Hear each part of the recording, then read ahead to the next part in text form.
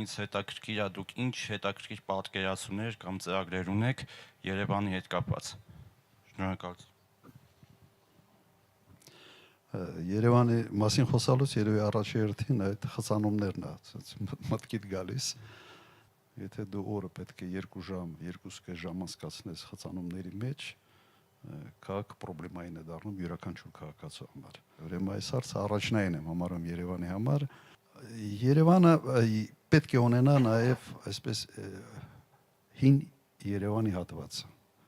Այն ժամանակ եւս հատուկ հատկացրեցիք մի հատված, որը պետք է հին Երևան լիներ, բայց ինչ-ինչ պատճառներով այդ ծրագիրը ասես չքայլեց։ Ինչ որ կիսատ պարատ, ինչ որ բաներ արվեց, կարծում եմ սա այն դեպքն է, որ պետք է անել։ Այդ հին քաղաքի հատվածը մենք պետք է ստեղծենք։ Քաղաքին ոնց որ դա է պակաս։ Մի շենք կար, երևի դուք չեք հիշում կամ միգուցե, չգիտեմ, նկարների վրա տեսել եք, Կուկուռուզ էր անվանում։ Հա, հիշում եք այդ շենքը։ Որոշակի սիմվոլիկ բան ուներ, նշանակություն ուներ Երևանի համար, ուղղակի երկրաշարժից հետո այնպիսի վթարային վիճակում էր, որ պարզվեց, որ ներդրողը հնարավորություն չուներ որևէ կերպ այդ շենքը վերականգնել։ Հենց տակից միջև վերև ճաք էր ուղղակի։ Մեջ ճաք էր եւ շենքի ամրացումը բավական պրոբլեմային էր։ Այն ժամանակ շենքը քանդվեց, տեղը ուրիշ բան պետք է կառուցվեր, նմանատիպ կարելի էր այստեղ մի շատ սիրուն պրոյեկտ ունենալ։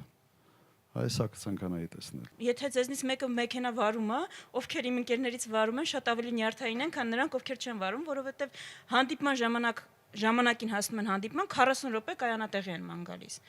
Կայանատեղիներ են պետք։ Ու այս կարմիր գծերը անդադ թանկացնելով այդ չի լուծումը։ Կայանատեղիներ կառուցել, բազմահարկ, վերգետնյա, ստորգետնյա, այս կարմիր գծերի այս անտրամաբանական թանկացումները հետ գնալ, նորմալ տրամաբանական օրինական գին սահմանել, բայց դրա համար մարդկանց տալ տեղ կանգնելու, այսինքն կայանատեղիների հարցը հաջորդը։ Տրանսպորտի հարցը, որ 50%-ով թանկացավ ու սովորական երևանցու բյուջեն հիմա 50%-ով ավելի շատ գնում է տրանսպորտի վրա։ Հետ բերել 100 դրամը մետրոյից հանցի ընդլայնում։ Մեր քաղաքը կարա մետրո ունենա, այլ էս միագծից բաց մի քանի կանգար ավելանա, բայց դրա համար պետքա թիմ,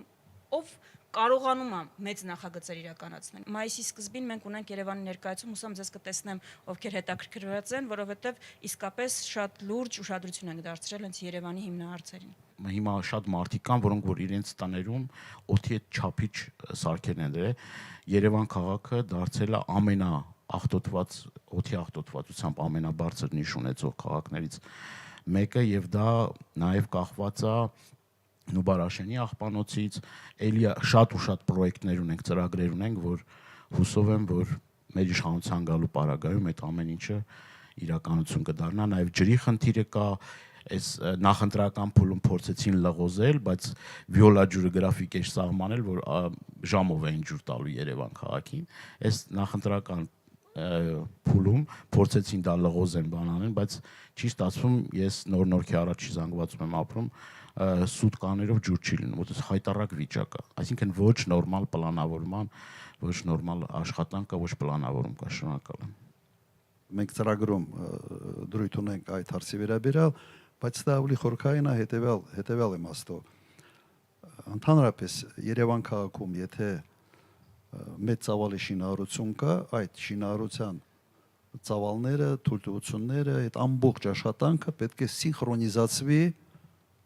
նույն վիոլա ջրի հետ, սինխրոնիզացվի բաշխիչ ցանցերի հետ։ Եթե մինտեղ կար 5 շենք եւ կառուցում ես լրացուցիչ 10 շենք, պետք է այս 10 շենքը ի վիճակի լինեն միանալ բաշխիչ ցանցին, միանան գոյուղուն, միանան ջրամատակարարման համակարգին եւ սա զուգահեռ պետք է արվի, որովհետեւ այն խողովակը, որ գալիս է այդ 5 շենքու համար, նախատեսված չէ օրինակ եւս 15 շենքի համար, կամ այն մարդկանց համոզի, ովքեր համարում են, որ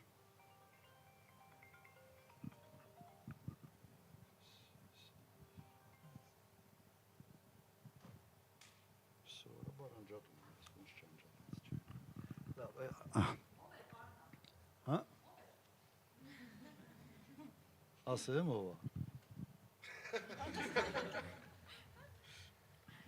Սաղին այդ հարցը հետաքրքիր է։ Լևոն, Պատասխանեք։ Քոչարյան, չէ՞։